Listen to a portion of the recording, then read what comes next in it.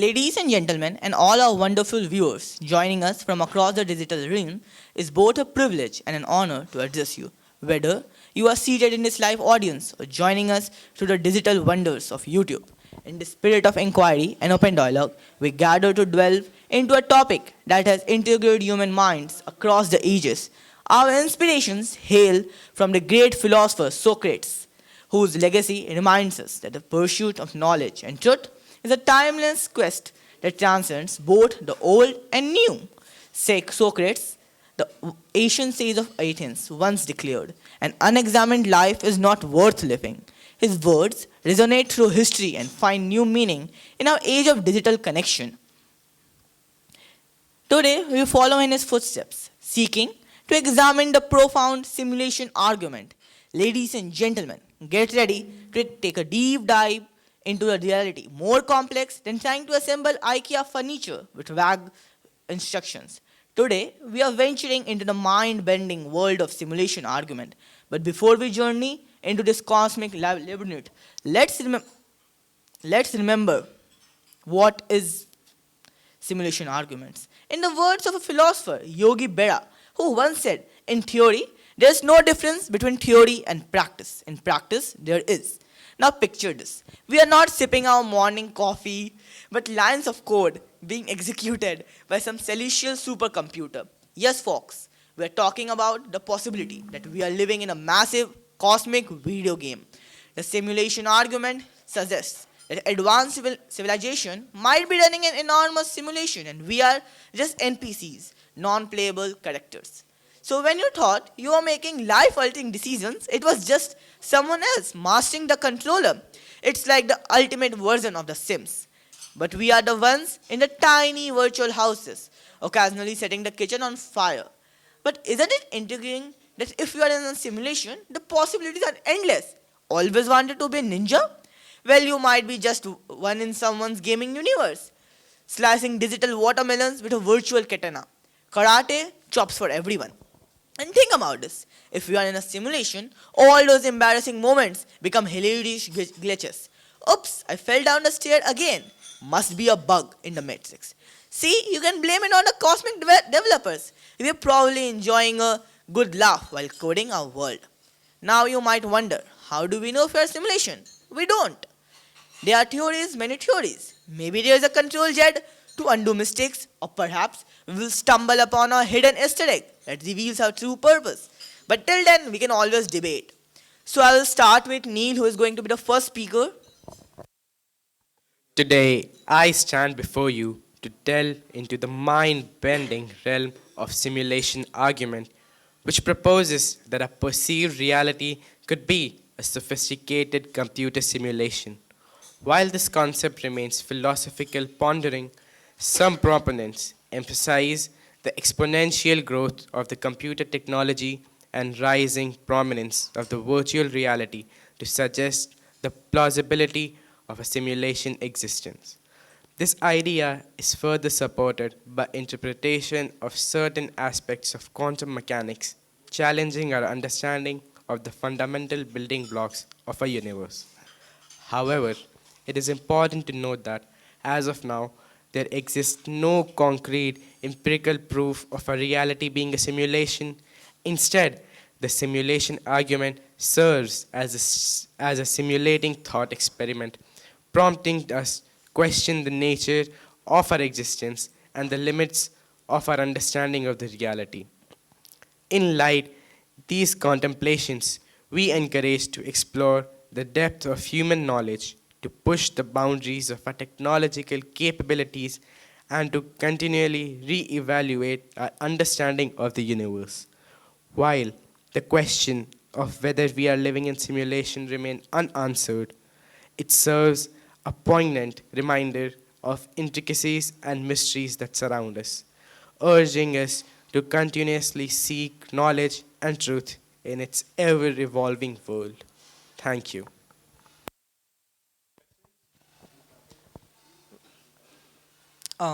Neil, your insights on the simulation arguments have set the stage. Now I'd like to open the floor to our audience for any questions or comments.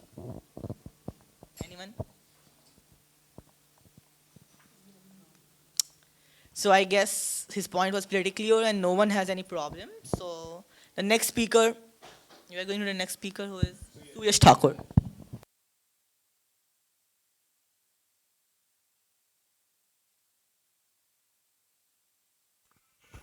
Hello. Yes. Today I'm here to talk about the simulation argument and just give you a brief concept of what I think of it. So today I just want to talk about consciousness and its moral implications. So imagine if we are simulations or simulations that originated from a simulated civilization.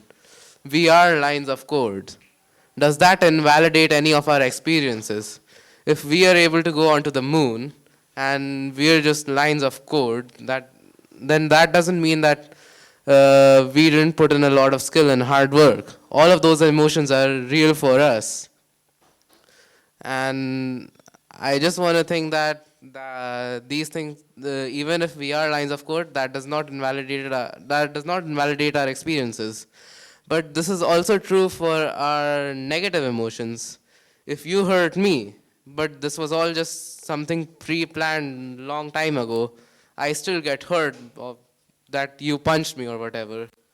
So if we think that sometime in the future we are able to make a simulated civilization, then what will happen if I hurt someone from that simulated civilization, the one that I created? Would that be hurtful for me? But if I were to hurt my friend here in a video game, I wouldn't feel any guilt at all. That was just some of the idea that I felt like speaking about today. Thank you. Was Suyash, I guess it was pretty interesting. I mean, there's an endless argument that if our settings or everything we do is just pre-decided, so it's not a fault. I mean, if I murder you, then it's not my fault. Nah, it is pre-decided.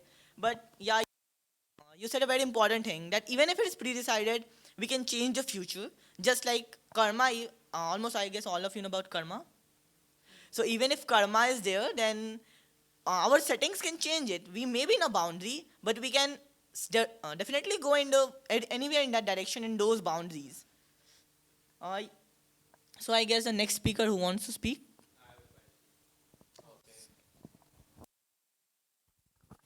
In our real world, even if it's not a simulation, morality is completely subjective. Just because we agree that killing people is bad does not make it morally bad. So if there is a simulation, what exactly is the difference if it's subjective both ways? Well, it's just that today in our society, if or me personally, if I wanted to kill someone in a video game, I would feel no hurt at all. It's just lines of code. But if no matter what the moral implications are there in that simulation, but considering my own moral code, I wouldn't feel bad. But if I just wanted to talk that how would that represent with your own moral code? Like if you believe killing is bad and then you kill someone in the metaverse, should you feel bad?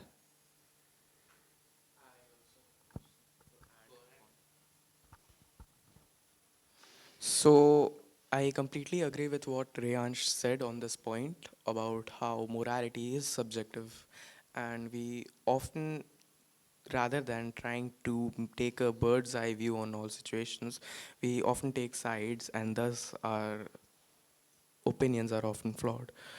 But at the same time, I believe that just because we cannot draw the line on where someone is wrong or someone is right, will we not end up in that situation where simply because in theory we cannot figure out where to draw the line of morality and stuff, there still should be some line which you cannot cross, right? Like for examples, people need to be despite, let's say I have a very big argument with Somme here, there still needs to be a line that I cannot physically hurt him, and despite whether the fact that my point of view or his point of view may not be right, there still needs to be that line ki, what do I call it? Despite it being subjective, people still need to be held accountable for the decisions they make. Let's say it's the same argument there, कि everything is pre-decided, or that um, morality is subjective. Either ways, there still needs to be that point कि people need to be held accountable if I decide to beat Soumya up or I decide to do something wrong with him. So while we cannot decide there if I'm wrong or Soumya is wrong, there still needs to be that point. Okay, so you're saying that there needs to be a line, right? That you should not cross. People should be held accountable when they cross it, Okay, irrespective of whether who may be morally right. why exactly should we not cross that line? Did God make that line or did we make that line? Because there are things such as murder and things that may hurt people emotionally. We may do it in an act of rage at that time, but Don't you think we are going away from the argument? Like our argument is not if God created us, but it is just simulation hypothesis. no, what I was talking about is key, uh, like I'm No, adding upon. I heard what you said. I'm adding upon his point कि even when everything is pre-decided, people need to be held accountable for their actions, right? So I'm just adding upon to the point that Riyansh said कि morality is very subjective, which I completely agree with. But still, there are things that we don't want to happen to ourselves and to others. And that's where there should be a line. Ki irrespective of who is morally correct, these things should not be done. And that's where people need to be held accountable for their actions. Okay, so two things. First, he's correct. We're going off on a tangent. This is a completely different topic. But the thing is, it's relevant, and that line, we can talk about it when we discuss morality. So there's a lot of things that come here, right? Like the argument of free will, whether we can actually decide our actions or whether we're just some sort of unconscious agents. This is a completely different thing, right? So let's come back to the topic and we can discuss that when we discuss morality in some future discussion. Can we just let law decide that? We might assume law being a feature of the simulation where the law decides what's morally right and what's morally wrong. That was another point. I guess we are going just off the top because our topic is not the law decide or morality or anything like that. So I need a new speaker. Anyone who wants to speak? No, the next speaker. So I would like to think about simulation from a logical perspective. So what is exactly the point of creating a simulation? Uh, like there are many effective ways to solve problems rather than simulating the entire universe, which is beyond capacity of a level 2 or level 3 civilization, according to the Kardashev scale. And any sane civilization would not waste so much of their energy just to create a simulation. They would have figured out many effective ways rather than just creating a simulation if they are creating it to solve some problems.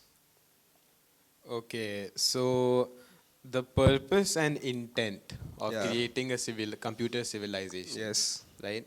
Uh, you and I have had a discussion about why we should do this, right? We talked Yeah. about climate change. So I'm going to state the same argument I did there.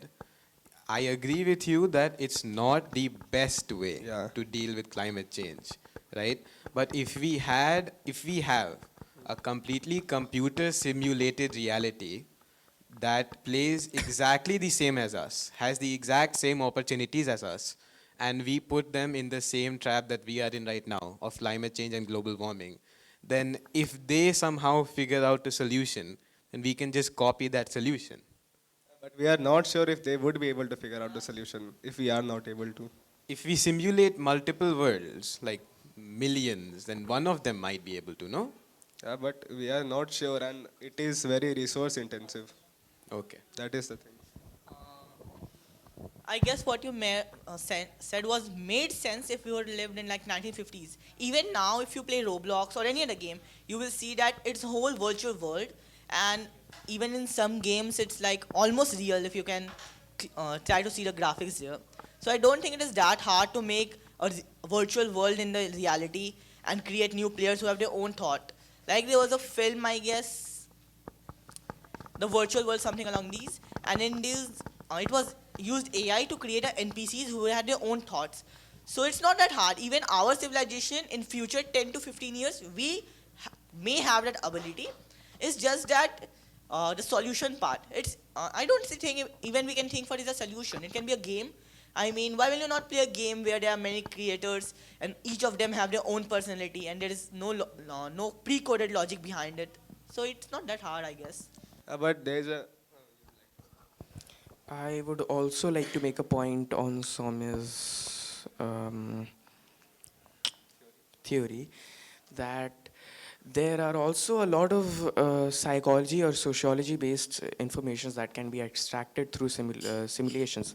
For example, when I am sitting here and I'm talking to you all, I can only see the world from my perspective, right?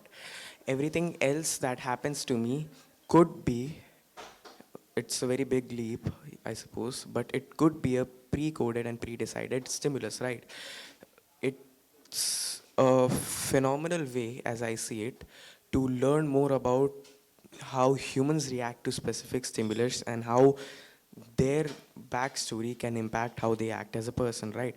It leads for a lot of information to be discovered. I think that's one of the few uses that a simulation could have, and possibly could lead to us making a simulation in the future, if not this already being one.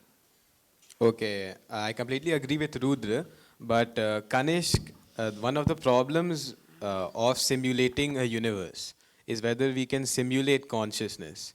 We do not know anything about consciousness, and I have researched hours and hours on consciousness, right? So I feel like I can make that claim. We don't know anything about consciousness, where it is. We don't even know what kind of material it is. We know that the consciousness depends on the brain, right? Because when the brain dies, obviously the body isn't conscious. But that doesn't mean the brain produces consciousness, right? So the main point that I'm trying to raise is that simulating Roblox may be worlds different from simulating a universe with consciousness. And what separates it is consciousness. So let me just take an example from this world. Sims 4 is a game. So in that game, we decide what the character is gonna do. We decide everything. Even after dying of the main protagonist, we can play the game as their pets. We can play the game. We can continue the game as their kids. Isn't that real enough to be simulated? On board with what Neil and Rayan said, I guess Rayan's confused what I'm saying. I'm not saying that we really think. I'm just saying that there is a mechanism which makes us feel that we are doing what we are doing on our own, but in reality, there is someone who is pre-deciding or who is playing us and controlling us. Because if we are a part of a game, then how we will know if we are the part of a game? It's just that. I'm not saying that we are really conscious or not. So So then how exactly is that simulation relevant to us then? If we can, if, I thought you were talking about us as a simulation. Yeah, this is the same point that Suya said. If we don't know if we are a simulation, then why exactly is it important? So I don't think it's important unless you see that if we are in a simulation, there is a very good example somewhere I mentioned that there are multiples of multiple simulations. Say we are in a simulation, we get to that point where we ourselves can create simulations, and then we create a further simulation. That simulation people can further create simulations. So is it like chains of simulation where each simulation can further create their own simulation when they reach that point or stage. Assuming that we can simulate consciousness, right? Okay. I I like to add upon this a bit. Ki, like I said, when I am sitting in this room, I only see this from my perspective. I don't know whether you all are actually conscious or are simply scripts written and animated to act that way. We certainly right now are far from that level of technology to intercept the brain and give it false neural impulses which make it seem like it's seeing these things. But in the near future, if we have the access to that level of technology, I think it's certainly possible that we can fake the impression of consciousness without actually having to deal with the issue of creating consciousness. The concept that you just stated is called solipsism. That have you heard of the quote by Rene Descartes? I think, therefore I am. Yeah, I have. That relates to this concept that the only thing that you can be sure of is that you think and you are conscious. This is a concept called solipsism. It's a very relevant point. Yeah. Further, I want to talk about consciousness for a bit. That it may not be defined philosophically, but medicinally, it has been defined. There is a Glasgow Coma scale that is used today to save lives, where it judges a person's consciousness. Who's to say we can't use technology to figure something similar out? We can already use GPT to, get prompts. We're addressing completely different things here. Medicinally, like, of course, we can know the different states of consciousness and the different levels of consciousness. And I've heard of the Glasgow scale, right?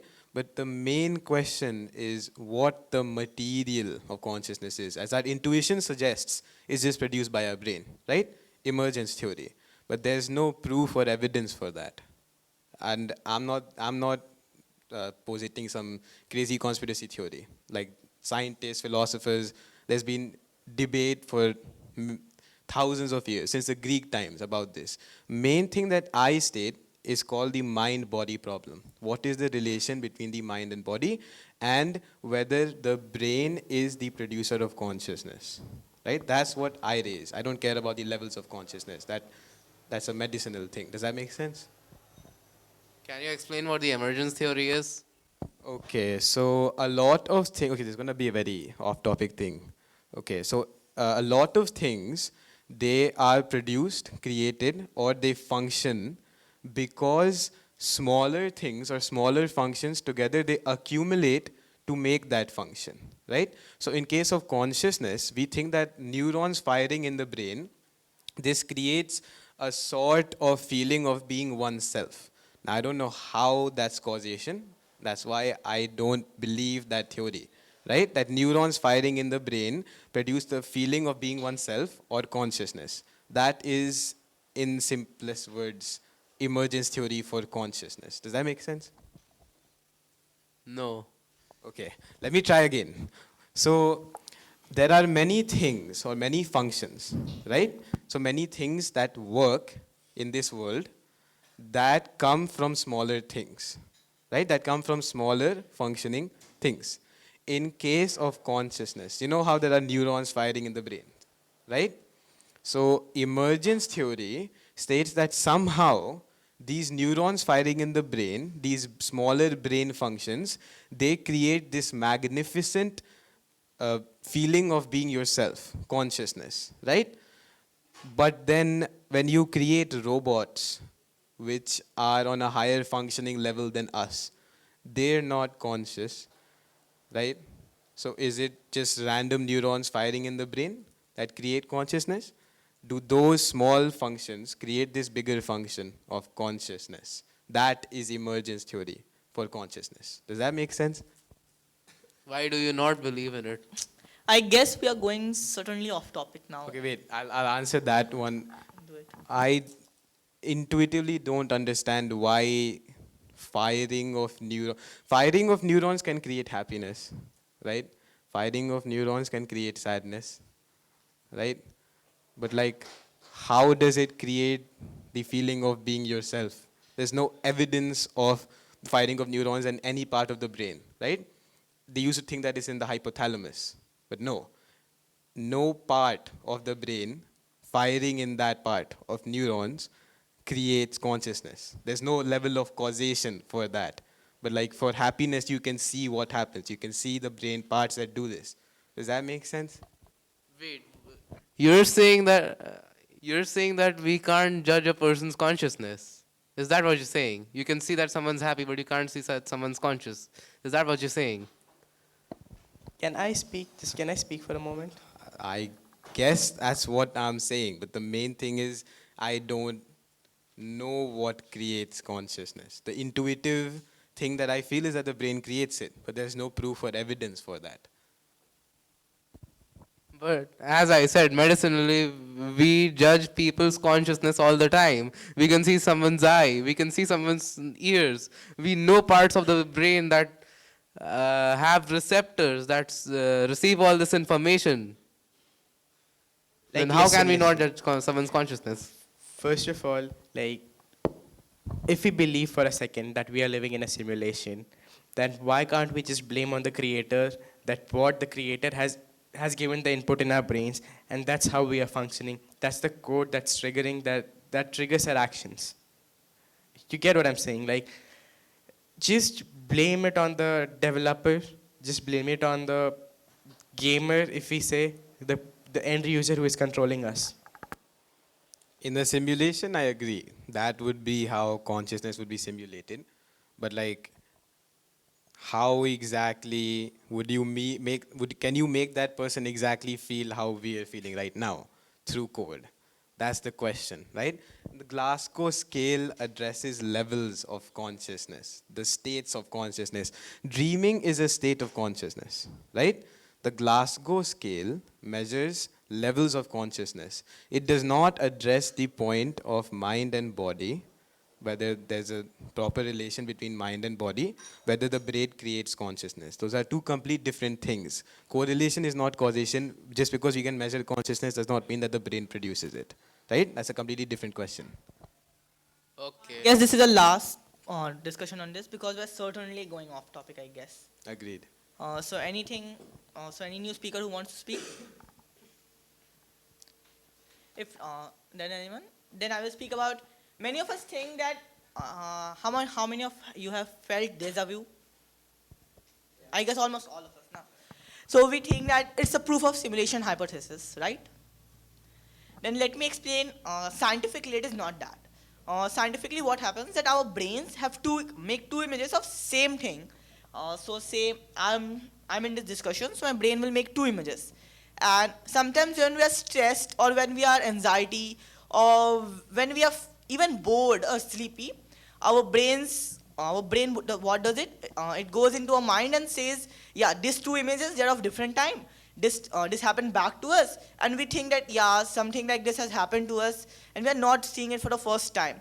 So the exact reason for this, as per some theories of, I guess most scientists, is that it is due to our anxiety or stress, and almost all of us are stressed because of our studies. So I guess it can stand the theory, the deja vu theory, I guess. And the second thing, in support of simulation theory. So how most of us played video games. In video games, what happened that when you focus on a character, you will see that the character are the image is very clear, and you can even in some games you can feel that it is even real. However, however you go away and don't focus on the player, you will see that image is grainy or it's not exactly clear. And yeah, it is coded on the same level. If you have never if you don't go behind the logic is that if the player is focusing on the same thing, then you can show a clear image. However, if the player is not focusing on that, and even if then you are showing the clear image, then a lot of power goes in it, and most PCs can't handle it, and even the server cost will rise exponentially. Yeah, it will rise. um, Last Akshit, I guess you know about Akshit. Yeah, he made a game, and it had cost him 15,000 per month. If he had used the logic I'm talking about, then it cost him 2,000. So it was a drastic change, 7.5 times. It lowered the cost. Same thing in light experiment. We all know, at least the PC students know that the light can travel both uh, wave theory and particle theory. Yeah. So the light, exactly what happens, that when you focus on it, you will see that that it is traveling through a wave, and if you don't focus clearly on it, you will feel that it is dot like structure, and it is particle theory. So, yeah. So this theory says that just that we are in a video game, and the developers did not bothered to smooth out the problems because they felt that if no one is looking in the light, why use the wave particle and make it a more burdensome, or put more trouble and bandwidth on the server. And when someone is focusing, it goes into the right thing, so that the people feel, yeah, it is the real thing. So I said two things both in support and against the theory. Now, if some, I guess most of you must be questioning this, but I will just like three. I will give three possibilities. So one possibility is we will almost go extinct and reach a post-human stage before we are capable of running simulations. Because most people think that we can't even live 100 years, forget 1,000, 2,000, 1 million years. Second, if there's a post-human civilization, then they may not choose to run a simulation. And the third possibility is that we are already in a simulation, and I guess most of you talked about it. And the fourth and the last possibility is that we are already in a simulation of a simulation, which is created by the simulation beings who were the simulation of someone else. However, I guess we will almost never know if we are in a simulation or not. So like Surya said, the best thing we can do is follow the moral codes and behave like a morally fit person and not a MO or something like that. Not a very new thing. It has been raised in many places, and it's a very popular experiment, as I know, because it's a very fascinating thing on how the photons travel through the slit. When you're not focusing on it, it creates multiple images of the slit, but when you are, it's only two slits. So I'm going to take a logical view on it and question that if that is an actual glitch in the matrix, as you call it, then would not the people who are, because when you create a simulation, you create it very consciously, right? You make it for for a reason. You want something out of it. That's why you create a simulation. And if that is an actual issue, would it not have been fixed by now? And also, yeah, that's it. So I will answer all your questions point by point. First is anything else? First, you spoke about the glitch part. I'm not saying it is a glitch. I'm saying it's a pre-decided feature so that the GPU cost is not high. Like if you will check on the net, a normal 40 GB GPU memory costs you 1,42,000 monthly. Even if we say our descendants in future can half it or even one-tenth it, even then the information which we are all talking, even this information, if you will ask the cameraman, he will say it will most probably go higher than 40 GB. So we can say that almost like it will run in trillions of terabytes, gigabytes, gigabytes. And if all of these information was further done in what you said to solve the glitch, then it will further raise the cost. And the best thing which gamers do, or the programmers do, I guess, they do is they need to lower the cost. So I feel it is done to lower the cost, it is not a glitch, it is a feature. Second, you said something about they will solve it. Facebook, almost all of you must be using Facebook, Instagram. So Facebook is written 62 million lines of code. If you make something like a normal Roblox game, even that is written in millions of code. So I guess probably the world we are will be written in trillions of lines of code. If you will try to check it, there's a famous joke about the coders. They say if the thing run, don't try to make it better. You just need it to run. It should not be better. So the same thing I'm saying is, even if it was a glitch, if they try to solve it, possibly it will take very large amount of time, which is I guess not possible, or yeah, it may even become worse because a single line, like I'm not a great coder, I will say. So I have done very small mistakes, like when I left the No, not even that. When I just left the, what do you say, a comma, and I guess Surya's will agree with it. Our whole code of 200 or 300 lines went blank just because we left a comma. And this is, I'm talking about trillions upon trillions of lines of code. Anyone else? So, Okay, the implication, if we live in a simulation, the implications for science and life after death and other things like that. So first of all, let's talk about truth and observable phenomena. If we live in a simulation, right? Truth in our world, even if we don't live in a simulation, is such a complex topic, right? Because there's the argument of hardcore skepticism about the five senses. Can we really trust our five senses, right? And then there's things like if we live in a simulation, then what is the significance of observable phenomena, right? If we see that the trajectory of a star supports our observations, the simulation creator could have made it such that the trajectory of the star is the exact same as we need, right? So in that sense, we can't trust our senses, right? Now, the more interesting topic is death and life after death, if we live in a simulation.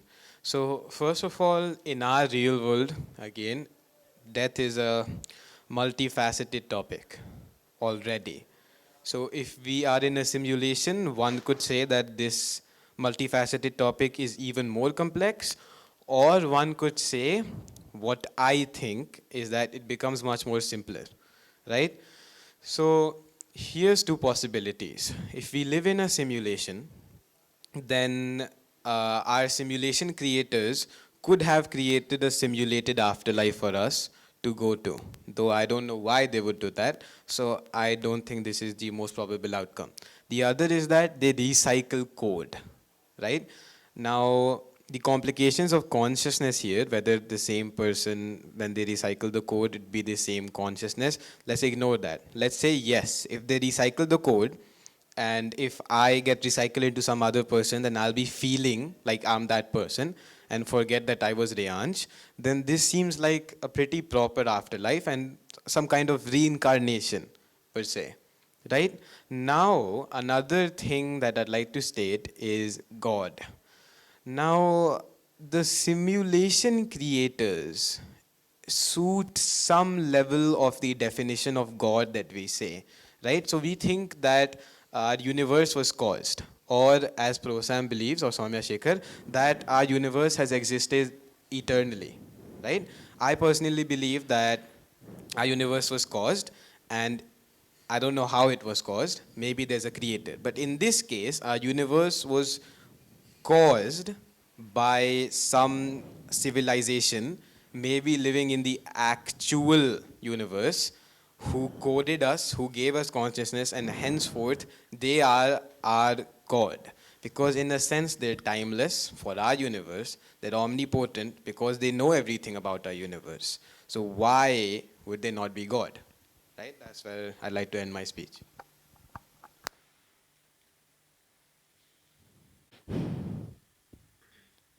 What do you mean recycling code? I'm gonna be honest with you. I cannot define to you what I exactly mean by recycling code because I don't know if you can simulate consciousness. I don't know whether the other simulated person would feel the same as you do, right? Let's see if a coder can try. So recycling code. Okay. So what do you mean by recycling? Recycling is like in layman terms is reusing. And for example, just take a person dies. For example, anyone dies.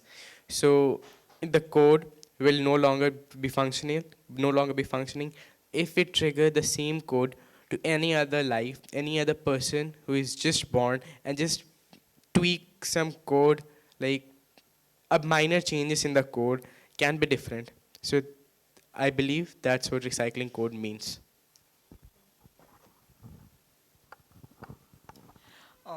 I really don't think that a coder will create a new line of code for each individual there. I just probably feel that a massive AI will be done, which will be much better than the Chat GPT, which we are using, or Bard, or anything like that.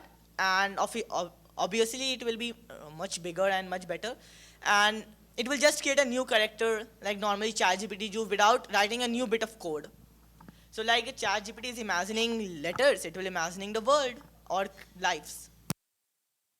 Well, I meant was that by recycling code, you said that then the Reyansh that was you would get transferred to a new life, right? But and then what Neil said was that the code applied to what Reyansh as a baby was would be just changed slightly. So are the experience that happened to you are the code that gets recycled, or the identity of you is what gets recycled? You're now raising the difference between the self and consciousness, right? When I say my consciousness, what exactly do I mean? Right? Is my consciousness different from your consciousness because we have two different selves, or because our consciousness are fundamentally different? Right? This is another problem that would occur if I tell you that I am in a simulation and I become another person. We're going to have different selves, right? These are questions that are very fundamental to some other topics like consciousness, right? And we can discuss these topics when we're discussing them in the philosophy meet, right? So if we go on about this discussion now, it is going to take hours and hours. Okay? For example, we are not telling that Reyansh will be reincarnated into any other person. Just take it as a variable. Like Reyansh is a name of the variable, and the name of the variable changes. Like for example, Reyansh changes to Neil in some other person or in some other entity in the code. Do you get me? And the slight changes will be like different from Reyansh's childhood. We don't know if we are living in a simulation or not. Till then, we can keep playing the game of life, laugh at the glitches, remember that whether we are real or simulated, we are making a difference in someone's universe. Whether it is our player or just we all, our friends, our relatives, our significant others, etc. And as we say in a digital dream, respawn and keep having fun. Thank you, and let's the cosmic laughter continue.